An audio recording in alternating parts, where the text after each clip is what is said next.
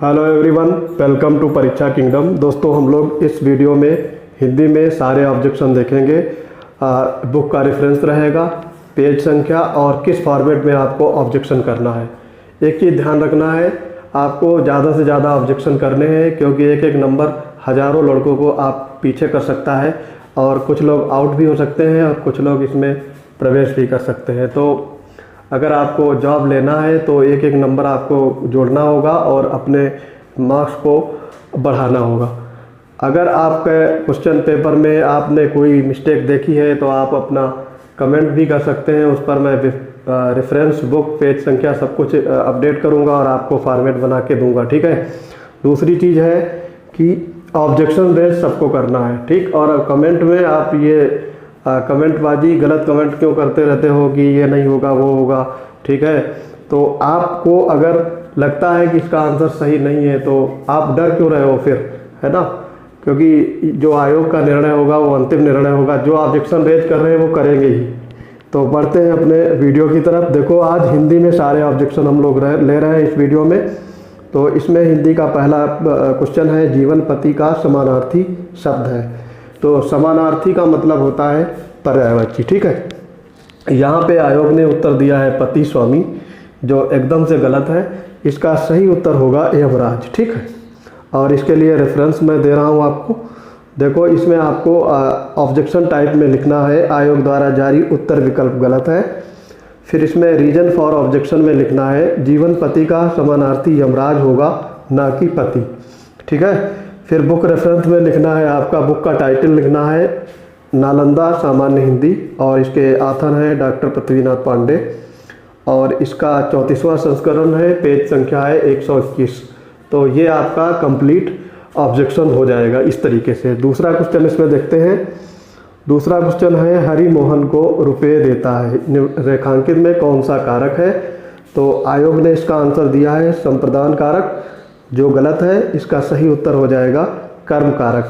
और इसका रेफरेंस आपको क्या लगाना है ये देखते हैं। इसमें दो रेफरेंस लगा सकते हो आप। एक है आयोग द्वारा जारी उत्तर विकल्प गलत है, पहले ये सिलेक्ट करोगे, उसके बाद लिखोगे इसका एक्सप्लेनेशन। यहाँ पे मोहन गौड़ कर्म है, पैसा मुख्य कर्म है। इसके साथ हरि पैसा मोहन को दे रहा है तो वापस भी लेगा। इसमें दान का भी उल्लेख नहीं है, ठीक है। इसमें दान का भी स्पष्ट उल्लेख नहीं है, जिससे हम कह सकें कि संप्रदान कारक है। अतः निष्कर्ष ये है कि इसमें कर्म कारक है। ऑप्शन ए सही होगा। बुक रेफरेंस में आप देखोगे बृहद व्याकरण कोश, और ये लिखा है डॉक्टर KR माहिया and doctor Vimlesh Sharma, second edition 347 page पे ये दिया हुआ है। उसके बाद में इसका ही एक और रेफरेंस है, ये चीज़ समझ सकते हो आप। इसमें भी हूबहू ऐसा ही है, हरिमोहन अपनी बहन को पुस्तक देता है, वाक्य में रेखांकित पद में कारक है। और देखो यहाँ पे कर्म कारक आपका दिया हुआ है। ये उत्तर प्रदेश कांस्टेबल का परीक्षा हुआ था और आयोग ने ये आंसर माना है, ठीक है। ये यूथ पब्लिकेशन सामान्य हिंदी का प्रीवियस ईयर का बुक है। इसे पेज संख्या 136 पे दिया हुआ है। इसका चाहो तो एक्सप्लेनेशन भी देख सकते हो। हरिमोहन अपनी बहन को पुस्तक देता है, वाक्य के रेखांकित पद में कर्म कारक है। संज्ञा या सर्वनाम के जिस रूप पर क्रिया का प्रभाव पड़ता है उसे कर्म कारक कहते हैं। इसके साथ को विभक्त का प्रयोग होता है, ठीक है। तो आई होप ये भी चीज़ आप समझ गए होंगे। अब देखते हैं आज का यानी हिंदी सेक्शन में आखिरी ऑब्जेक्शन। ये भी बहुत ज़्यादा चर्चित ऑब्जेक्शन है, बहुत सारे लोग इसमें विवाद कर रहे हैं, कमेंट कर रहे हैं। तो देखो, इसमें आयोग ने सारे वाक्यों को अशुद्ध माना है, जबकि इसका सही उत्तर हो जाएगा विंध्याचल पर्वत पर घने जंगल हैं, ये सही है। तो बाकी तीनों गलत हैं। तो पहला, तीसरा, चौथा ये आपका यानी ऑप्शन डी सही होगा, लेकिन आयोग ने यहाँ पे सारे गलत बता दिए, तो ऑप्शन डी आयोग ने माना है, ठीक है। इस पर आप ऑब्जेक्शन करेंगे। तो देखो, ऑब्जेक्शन करने का तरीका, विकल्प इसमें क्या है, आयोग द्वारा जारी उत्तर विकल्प गलत है, ये आपको ऑब्जेक्शन टाइप में लिखोगे। फिर यहाँ पे लिखोगे विंध्याचल पर्वत गलत नहीं है, इसको UPPSC पॉलीटेक्निक एग्जाम मार्च 2022 में इसे सही माना गया है, ठीक है। यूपीपीएससी आयोग ने इसका एग्ज़ाम कराया था पॉलिटेक्निक का, तो उसमें ये क्वेश्चन मिला था, उसको आयोग ने सही माना है। और ये आप इसमें टाइटल में लिख सकते हो, UPPSC polytechnic lecturer 2022 question paper, और यूपीपीएससी आयोग मार्च 2022 सेट बी और क्वेश्चन नंबर 15। ठीक है, तो ये हिंदी के 3 महत्वपूर्ण क्वेश्चंस हैं जिनको आप ऑब्जेक्शन कर सकते हो, और ये इनके आंसर बदले जाएंगे। ठीक है। अच्छा, जिन लोगों ने ऑब्जेक्शन को अटेम्प्ट नहीं किया है, पूछते रहते हैं कमेंट में, तो अगर ऑब्जेक्शन को अटेम्प्ट, जैसे क्वेश्चन को अटेम्प्ट नहीं किया और उस पर ऑब्जेक्शन हो रहा है, तो अगर क्वेश्चन डिलीट करा जाएगा तब तो आपको फ़ायदा मिल सकता है, अदरवाइज आपको कोई इसमें बेनिफिट नहीं मिलने वाला है।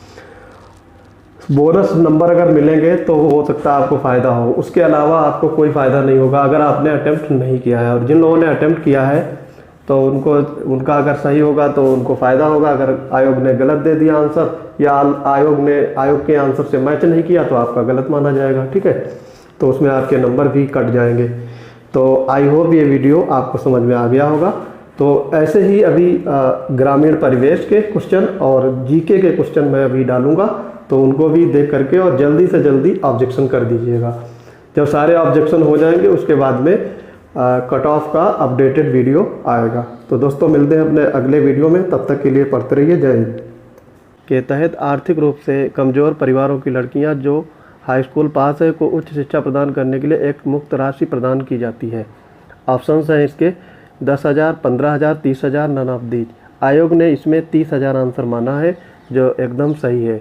लेकिन इस क्वेश्चन में एक त्रुटि है कि यहाँ पे हाई स्कूल की जगह पे इंटरमीडिएट होना चाहिए था। इंटरमीडिएट पास करने पे 30,000 कन्या विद्याधन स्कीम के तहत दिया जाता है। तो इसको ऑब्जेक्शन रेज कैसे करेंगे ये देखते हैं। क्वेश्चन टाइप में लिखेंगे इनकरेक्ट क्वेश्चन, उसके बाद रीजन फॉर ऑब्जेक्शन में कन्या विद्याधन योजना 12 पास बालिकाओं के लिए है, जबकि प्रश्न में 10th पास पूछा गया है। और ये ऑथेंटिक वेबसाइट लिंक है जो माध्यमिक शिक्षा परिषद, और इसका रेफरेंस पेज है योजनाएं और पात्रताएं। अगला क्वेश्चन देखते हैं। क्वेश्चन नंबर 2 है सौर फोटोवोल्टिक सिंचाई पंप योजना के तहत छोटे और सीमांत किसान केंद्र सरकार की सब्सिडी के अलावा 18,000 वाट यानी 2 HP सरफेस सोलर पंप के लिए कितने अनुदान के पात्र हैं। ठीक है, ये पूछा गया है। तो यहाँ पे आंसर दिया हुआ है 15%, 30%, 45%, नन ऑफ दीज। आयोग ने इसमें 30% माना है, जबकि सही उत्तर होगा, आयोग ने 45% माना है, जबकि सही उत्तर होगा 30%। ठीक है, इसका स्रोत देखते हैं। देखो, ये आपको ऑब्जेक्शन इस तरीके से करना है। ऑब्जेक्शन टाइप में आयोग द्वारा जारी उत्तर विकल्प गलत है, और रीजन फॉर ऑब्जेक्शन में लिखोगे 1800 वाट 2 HP राज्य अनुदान 30% होगा, 45% अनुदान गलत है। ठीक, और ये आपकी वेबसाइट है shasnadesh.up.gov.in और पेज नंबर 9 पे दिया हुआ ये पत्र संख्या है। ठीक है, अगला क्वेश्चन देखते हैं। अगला क्वेश्चन एक है निम्नलिखित में से कौन सा मंत्रालय नोडल विभाग आजीविका राष्ट्रीय आजीविका मिशन को संभालता है। तो इसमें देखो ये यहाँ पे राष्ट्रीय आजीविका मिशन, जबकि ये गलत दिया हुआ, यहाँ पे होना चाहिए राष्ट्रीय ग्रामीण आजीविका मिशन। ठीक है, तब जब ग्रामीण यहाँ वर्ड जुड़ेगा तो इसका आंसर हो जाएगा ग्रामीण विकास मंत्रालय। आयोग ने इसका आंसर यही दिया है, लेकिन यहाँ पे ये क्वेश्चन में ग्रामीण नहीं लिखा है, तो यहाँ पे यही त्रुटि है। तो इसको ऑब्जेक्शन रेज कैसे करेंगे ये देखते हैं। इसमें आपको क्या करना है, ये देखो लिखना है प्रश्न गलत है, यहाँ राष्ट्रीय आजीविका मिशन के स्थान पर राष्ट्रीय ग्रामीण आजीविका मिशन होना चाहिए, तब इसका उत्तर ग्रामीण विकास मंत्रालय होगा। ठीक है, तो इसलिए प्रश्न गलत है। और ये आपका लिंक दिया हुआ है nrlm.gov.in। ठीक है, होम पेज पे ये दी गई है। अगला क्वेश्चन देखते हैं। 4 क्वेश्चन है इसमें रेज करने लायक। निम्नलिखित में से कौन सी योजनाएं दुर्व्यवहार और व्यावसायिक यौन शोषण के पीड़ितों के दुर्व्यवहार की रोकथाम और बचाव, पुनर्वास और पुनः एकीकरण के लिए है। तो यहाँ पे देखो स्पेलिंग वर्जन गलत है। यहाँ पे देखो ये है, इसमें दिया हुआ है उज्ज्वला स्कीम, जबकि ये गलत है, इसको ऐसे लिखना चाहिए था। और इसमें एक कम दिया गया है, तो इसको भी ऑब्जेक्शन कर सकते हैं। इसका ऑब्जेक्शन कैसे करेंगे ये देख लीजिएगा। आयोग द्वारा जारी उत्तर विकल्प गलत है। राइट आंसर ये देखो लिखा हुआ है और ना कि ये होगा, तो इसमें एक ही कमी है। बाकी ये wcd.nic.in लिंक है और इसमें ministry of women and child development page number 1 पे ये दिया गया है। तो ये 4 क्वेश्चन है ग्रामीण विकास में यानी ग्रामीण परिवेश में। तो इन चारों क्वेश्चन को आप ऑब्जेक्शन रेज कर दीजिएगा और उसके बाद में अब आएगा आपका सामान्य ज्ञान यानी सामान्य अध्ययन के जो क्वेश्चंस रहेंगे उस पर भी वीडियो शाम तक मिल जाएगा। तो दोस्तों चैनल को ज़्यादा शेयर करिए, सब्सक्राइब करिए, लाइक करिए। मिलते हैं अपने अगले अपडेट के साथ, तब तक के लिए जय हिंद।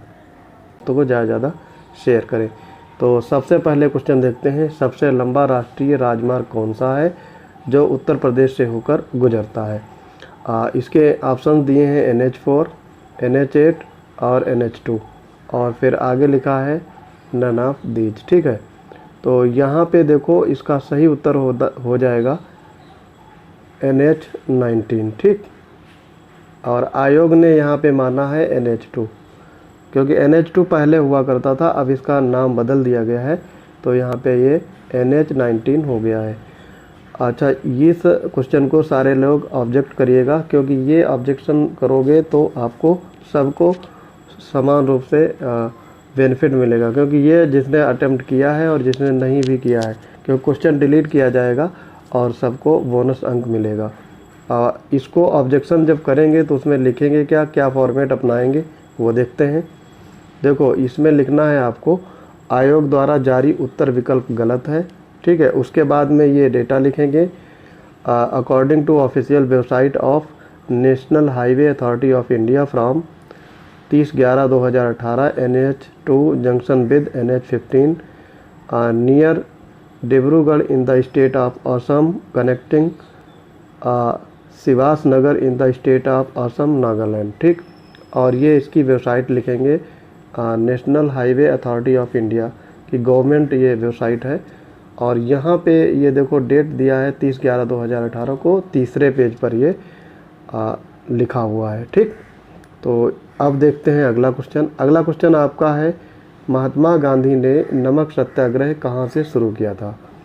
काफ़ी इम्पोर्टेंट क्वेश्चन है और काफ़ी सरल क्वेश्चन है, लेकिन यहाँ पे क्या होता है ना, लोगों ने इसको 90% लोगों ने इसका आंसर गलत किया होगा क्योंकि उनके दिमाग में रहता है दांडी, जबकि दांडी जो था वहाँ पे ये जो सत्याग्रह था वो पहुँचा था। ठीक है, तो उस जगह का टारगेटिव पॉइंट है, जो स्टार्ट किया गया था वो साबरमती आश्रम थे। ठीक है, तो ऑप्शन सी इसमें राइट होगा और आपके आयोग ने भी यही आंसर दिया है। ठीक है, रेफरेंस मैं दिखा देता हूँ, इसको चैलेंज करने से आपको कोई फ़ायदा नहीं है। देखो ये लिखा है विकीपीडिया से, आप देख सकते हो the march spanned 239 miles 385 kilometre from Sabarmati Ashram to Dandi which was called Navsari at that time. पहले नमक सत्याग्रह को नवसारी के नाम से जाना जाता था और ये गुजरात राज्य में है। ठीक है, तो इसको ऑब्जेक्शन मत करिएगा, ये सही है। अगला क्वेश्चन देखते हैं। फिर देखो ये दिया है उत्तर प्रदेश भारतीय संघ में कितने राज्यों के साथ अपनी सीमा साझा करता है। सही मायने में देखा जाए तो इसका उत्तर जो आयोग ने दिया है वो सही है। ठीक है, लेकिन आयोग कभी उत्तर सही मानता है कभी गलत मानता है इसी को, तो वो मैं आपको रेफरेंस दिखाता हूँ। इसका आंसर जो है वो 8 ही होना चाहिए क्योंकि राज्य हैं 8 और एक है यूटी यानी केंद्र शासित प्रदेश, तो दिल्ली को इन्होंने यहाँ पे काउंट नहीं किया है आयोग ने, तो आंसर 8 दिया है। लेकिन बहुत सारे लोगों ने 9 लगाया होगा क्योंकि वो UPSSC की बुक्स पढ़ते रहते हैं, तो उसमें 9 ही दिया रहा है। सारी बुकों में मैं दिखाता हूँ आपको। देखो ये दिया है आपका उत्तर प्रदेश राज्य की सीमा अन्य कितने राज्यों को स्पर्श करती है। ये आपका आबकारी सिपाही 25/9/2016 में पूछा गया था, तो यहाँ पे इन्होंने आंसर डी ही माना है। ठीक, और फिर एक देखो और दिया है 11वां नंबर, इस सेम क्वेश्चन है ये, उत्तर प्रदेश राज्य की सीमाएं कितने राज्यों के साथ लगी हुई हैं NCT छोड़कर। ठीक है, NCT को छोड़कर, और यहाँ पे भी इन्होंने देखो बकलौली किया है। NCT जब छोड़ोगे तो 8 होगा ना, तो यहाँ पे देखो गलत दिया हुआ है। अब इस क्वेश्चन को आप चाहो तो ऑब्जेक्शन कर दो, पर मेरे हिसाब से ये क्वेश्चन सही है, क्योंकि केंद्र शासित प्रदेश यहाँ पे नहीं पहुँचा है। और अगर आप इसमें साक्ष्य दे पाते हो, प्रीवियस ईयर में यूपी ट्रिपल एस में कई बार क्वेश्चन रिपीट हुआ है, मैं अभी देख रहा था, मुझे मिला नहीं। लेकिन अगर आपके पास इसका सबूत हो कोई अच्छा सा, तो आप इसमें लगा सकते हो सकता है ये आंसर जो भी बी और सी दोनों का सही मान लिया जाए। ठीक है, तो बी और सी दोनों लोगों को ये कंबाइन रूप से कंसीडर किया जाएगा, तो बेनिफिट मिल सकता है। ठीक है, वैसे अगर सही मायने में मेरा जहाँ तक प्रेडिक्शन है या जो मेरा सोच है वो 8 होना चाहिए। ठीक है, क्योंकि 8 ही इसका सही उत्तर है। चलो अगला देखते हैं।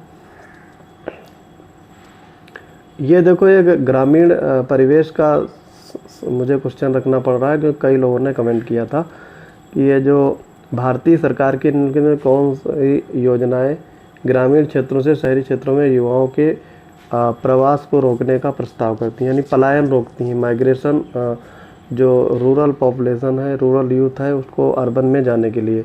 तो इसमें देखो आंसर दिए हैं आपके पूरा, और ये NSAP, SAGY और SGRY। ठीक है, तो यहाँ पे देखो आयोग ने आंसर दिया है पूरा, और इसकी स्थापना missile man doctor APJ Abdul Kalam ने की थी। ठीक है, ये इसका मेन पर्पज था कि जो गांव का यूथ है उसको अर्बन में जाने से रोका जाए। ठीक, और यहाँ पे कुछ लोग ये लगा कर के आए हैं डी। देखो पर्पज इसका भी यही है लगभग, मोटा मोटी अगर देखा जाए, लेकिन सटीक आंसर इसमें पहला वाला बैठेगा। और इसका देखो मैं रेफरेंस दिखा रहा हूँ आपको, ये क्यों सही है। PURA focuses on providing urban infrastructure and services in rural areas as this will prevent migration of people from rural areas to urban areas. The central government has been running PURA programs, यानी PURA programs in various states since 2004। ठीक है, तो इसको भी objection करने से आपको कोई फ़ायदा नहीं मिलेगा।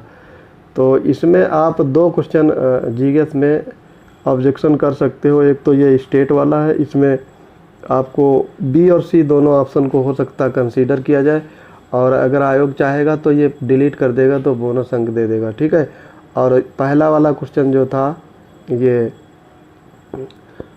हाईवे वाला, ठीक है, जो सबसे लंबा राष्ट्रीय राजमार्ग, तो अब NH2 तो रहा नहीं है सबसे लंबा राजमार्ग, तो यहाँ पे NH19 है, तो वही सही उत्तर होगा। तो ये क्वेश्चन आपका बोनस दिलाएगा, सारे लोगों को इसमें बेनिफिट होने वाला है।